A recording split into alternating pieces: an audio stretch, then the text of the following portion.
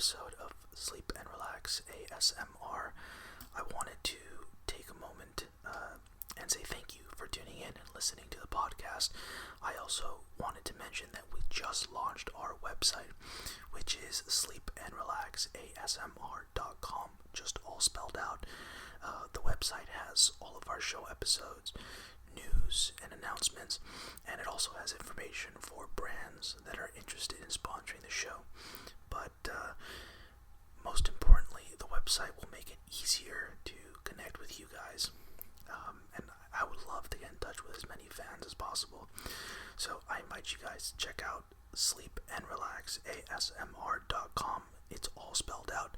If you're confused about the spelling, just check out the show notes, and there will be a direct link. But that's all for now. Thanks again for tuning in, and enjoy the episode. Chapter 7. A beetle bumbles back into the story.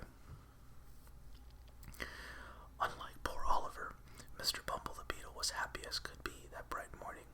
He came to the big metal gate of Mrs. Mann's work farm for poor children. He held his head high, for he thought he was a man of great power and importance. "There is that foolish Bumble," thought Mrs. Mann as she went to open the gate.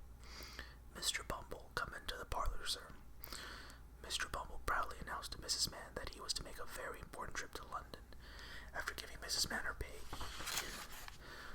"Listen to news of the children. And little Dick, isn't that boy any better?" asked Mr. Bumble. Mrs. Mann shook her head. "He's a sickly, bad-tempered child," said Mr. Bumble angrily. "Where is he?" After some looking, Dick was found.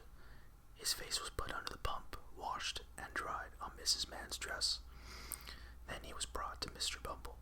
The child was pale and thin, his cheeks were sunken, and his eyes large.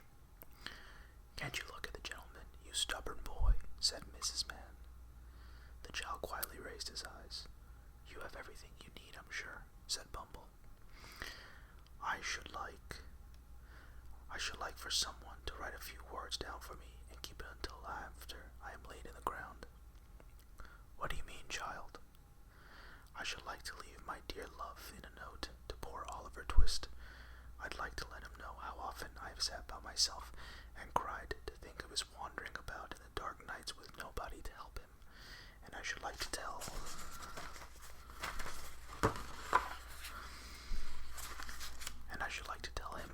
said the child, pressing his small hands together, "that I was glad to die when I was very young. If I had lived to be a man and had grown old, my little sister who was in heaven might forget me.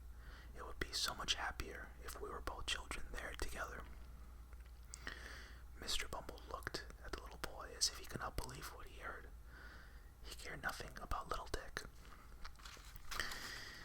Turning to the woman, he said, "They're all in it together, Mrs. Mann. That Oliver Twist is to blame for all this. He ruined them all. They have no respect. Take him away, ma'am. This must be reported to the board." Dick was immediately taken away and locked up in the basement. At 6 o'clock the next morning, Mr. Bumble left for London. By evening, he was enjoying a rather large meal at an inn and was reading the newspaper when suddenly he noticed a notice in the paper: "Reward for lost boy, Oliver Twist." The notice went on to describe Oliver and how he had come to be lost. Mr. Brownlow's name and address were given at the bottom as the person offering the reward. Mr. Bumble did not even finish his meal. He rushed out of the inn and headed straight for Brownlow's house. "Is Mr. Brownlow at home?" he asked of the girl who opened the door. He was shown into the little library where Mrs. Bedwin, Mr. Brownlow, and his friend Mr. Grimwig were sitting. Grimwig whispered to Brownlow, "If he's not a beetle, a pear's..." Sorry. Word was a little bit... Let me reread that. "If he's not a beetle, a pear's toady. I'll eat my head." "I've come about the notice in the paper," said Bumble. "Well, what do you know of Oliver?" Mr. Brownlow asked. Mr. Bumble said that Oliver was an orphan, born of worthless poor parents. He told Mr. Brownlow that Oliver had been a bad child from the day he was born, and he had always been sneaky, ungrateful, and hateful. He went on worse child than he ever was. Mr. Bumble laid some papers on the table that proved he was a parish beadle, and therefore must be telling the truth. Folding his arms and acting quite proud of himself, Bumble waited to see what Mr. Brownlow would have to say. "I fear it must be all too true," said the old gentleman sadly, handing Bumble some coins for his trouble. "That boy Oliver fooled us, Mrs. Bedouin. He is not the boy we thought he was." "I never will believe it, sir," replied the old lady firmly. "Never." There were sad hearts at Mr. Brownlow's home that night. Chapter 8. A robbery is planned.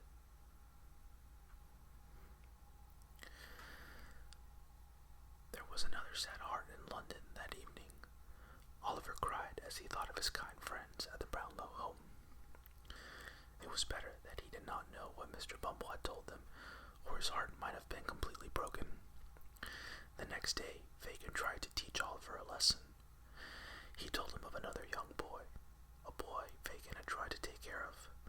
That boy had broken his trust with Fagin by telling the police what he knew. The boy had unfortunately been hanged by the police. With tears in his eyes, Fagin said that the young man had caused his own problems when he made the mistake of talking to the police. Fagin ended the story by telling Oliver what it was like to be hanged by the neck until dead. All of the time he was talking to Oliver, Fagin seemed as kind and friendly as could be. He said he never wanted to see such a thing happen to Oliver Twist. Then he went out and locked Oliver in the room. After a week or so, Fagin left the door of the room unlocked. Oliver was at last free to wander around the house. Often, feeling so alone, he would crouch down in the corner next to the street door to be as close to living people as he could. He would remain there, listening and counting the hours until Fagin or the boys returned. One afternoon, the Dodger and Charlie Bates came into Oliver's room. The Dodger looked over to Bates and said, "What a pity Oliver isn't a thief." "Yes, why don't you go work for Fagin, Oliver?" asked Charlie Bates. "And make your fortune," added the Dodger with a grin. "I could not do that. I would rather go someplace else to live," Oliver said. "You'd rather go and live off your friends, then?" said Dodger. "Well, I couldn't do that. But you can leave your friends in the street, though, can't you?" said Oliver with a little smile, "and let them be arrested for what you did." From that day on, Oliver was almost never left alone. The two boys made sure they were with him. They played the old game of pick the pocket with Fagin every day. At other times, the old man will tell them stories of robberies he had taken part of during his younger days. Oliver could not help laughing. Oliver could not help but laugh sometimes. The sly Fagin was slowly leading Oliver into his trap. By keeping him busy with the games and the boys, he kept Oliver from thinking of anything else. He was filling Oliver's mind and soul with evil things and ideas, which he hoped would turn Oliver into a thief. One day, Fagin told Sykes about a house he had learned of from a new friend. The friend had told him of things worth stealing from the house. The robbery was planned with another thief named Toby Crackit. They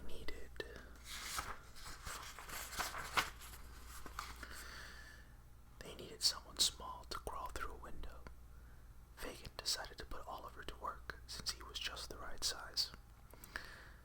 Nancy, who stayed with Bill Sykes, went over to get Oliver that evening. "You are to go with me," Nancy said, looking nervously around to be sure they were alone. She warned Oliver, "If ever you are to escape from here, this is not the time. Remember this. I am your friend, but don't make me suffer for it. So keep quiet for now. If you say a word about this, Bill Sykes will beat me." They left for Sykes' hideout. When they arrived, Sykes spoke roughly to Oliver. Then the evil robber pulled out a gun and said he would use it if there was any trouble. Late that evening, Sykes and Crackit sneaked off with Oliver to a large house. Toby Crackit had two pistols pistols and gave Sykes a stick to carry. Crackit put out his hand to Oliver. "Now then," he said. The child, without thinking, put his own little hand into Crackit's, and then, for the first time, Oliver realized what was about to take place. Housebreaking, robbery, maybe even murder. He sank to his knees. "Please let me go," said Oliver. "Let me run away and die in the fields. Pray have mercy on me, and do not make me steal." The man refused his pleas, and Crackit dragged Oliver behind him. Sykes pointed to a tiny window, just the right size for Oliver. Oliver felt helpless. He made up his mind to somehow let the owners of the house know what was happening, even if it meant his death. He climbed through the window. Once inside the house, he opened a door for Sykes and Crackit. Oliver started to make a dash to warn someone. Sykes saw him and shouted out. Then a cry came from upstairs. Oliver stood there like a frightened animal. He didn't know whether to stay or run. There was another cry from upstairs, and a light appeared. Two men, frightened and half-dressed, came to the top of the stairs. There was a flash and a loud noise. "They've shot him," called Sykes. "Quick, the boy's bleeding." Sykes grabbed Oliver and ran out of the house. Oliver could hear shouts behind him. Someone was chasing him. Then he fainted and heard no more. Chapter 9. A Secret Never Dies. Outside London, one cold evening, the matron who ran the workhouse sat by a cozy fire in her own cheerful little room. She was Mrs Corney, a widow. She had just tasted her first sip of tea when she heard a soft tap at the door. "Come in," she said sharply. "What's wrong now?" "At your service, ma'am," said Mr Bumble. Mrs Corney jumped up at once and began making him some tea. "Care for something sweet, Mr Bumble?" asked the matron. "Very sweet indeed, ma'am," replied Mr Bumble. He looked right at Mrs Corney as he said this. If ever a parish beadle could be tender, Mr Bumble acted tender at that moment. In time, he brought his chair close. He drank his tea to the last drop, finished a piece of toast, wiped his lips, and then kissed the flustered woman. "Mr Bumble," she giggled, just as there came a knock at the door of her room. "If you please, mistress," said a wrinkled old woman. "Old Sally is going a fast, but she says she can't die in peace until you come." Mrs Corney went upstairs, mumbling unkind remarks about old women who couldn't even die without her. Mr Bumble stayed in the room. While Mrs Corney was gone, Mr Bumble had a close look around her room. He opened closets, counted the silver teaspoons, and closely checked the milk pitcher to make sure it was real silver.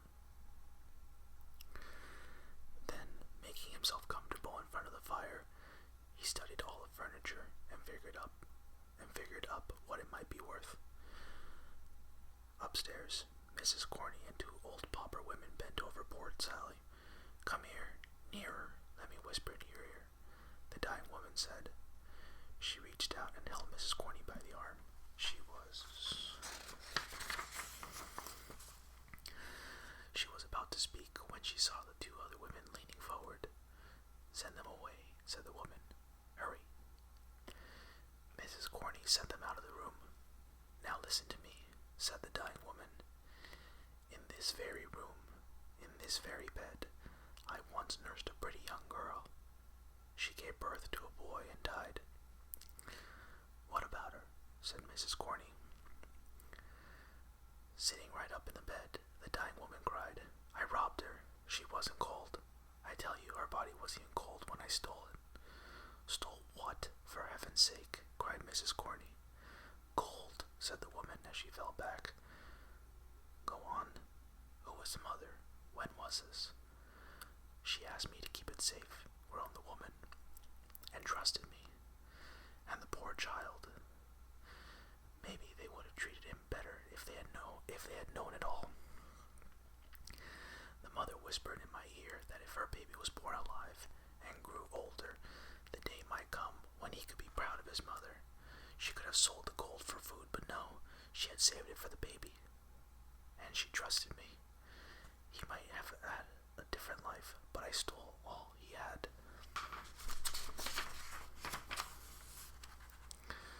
The boy's name, Mrs Corney, was very interested now. He grew to look like her. They called him Oliver, replied the woman feebly. The gold I stole was... Mrs Corney quickly put her ear to the old woman's mouth, but drew back. Old Sally fell back on the bed and died. Her hand dropped from Mrs Corney's arm and fell open. Mrs Corney took a small piece of paper from the hand and quickly put it in her apron pocket. Looking around, she turned and hurried out the door, brushing past the two old women as she left. Chapter 10. Fagins' Secret Meeting. Toby Crackit had gone to Fagin's house after he and Sykes had made their escape.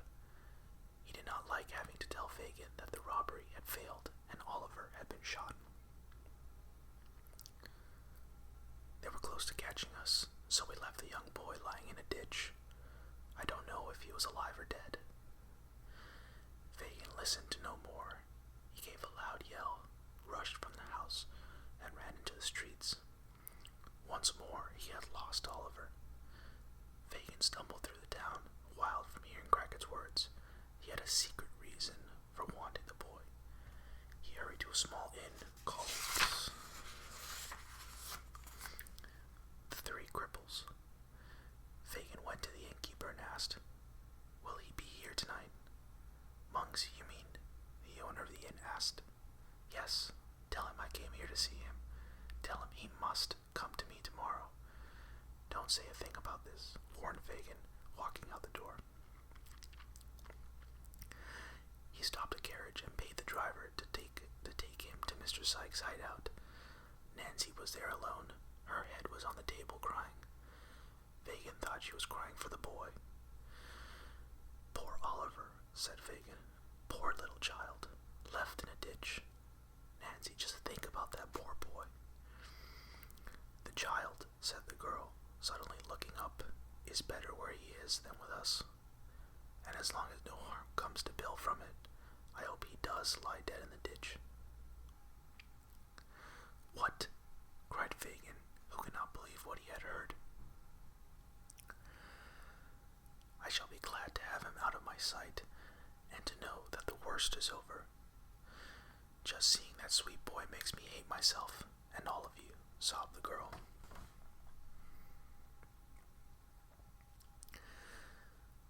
"That boy means a great deal to me too," cried Fagin. "Why, he's worth hundreds to me." Fagin realized he was saying too much. "But you never mind what I said just now, Nancy." "Yes, my dear." Fagin's eyes looked wild as he hurried out the door.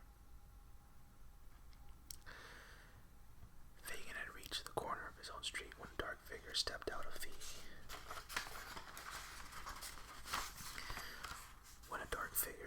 the shadows. He was a tall, well-dressed young man, but his face was pale and twisted. His eyes were deeply set, and his mouth turned up on one side. "Fagin," the figure whispered. "Monks," Fagin whispered back. He waved his arm at the strange man and led the way to his hideout. Safely inside, they began talking about the robbery. "I gave you good information," said Monks, "but I tell you again, it was badly planned. You used the boy. Why didn't you just keep the boy here and make a pickpocket out of him right away? He would have been arrested within a year, put in prison, and maybe sent safely out of the country, maybe for life. That wouldn't have done me much good. I need to get some use out of the boy. But he just won't turn bad, I tell you. He's not like the other boys," said Fagin weakly. "Well, you saw for yourself when he got caught for pickpocketing with Dodger and Bates." The strange man with a pale, twisted face glared at Fagin. "Never mind all that. You know what I want. I don't care about your business. I care about being rid of that boy for good."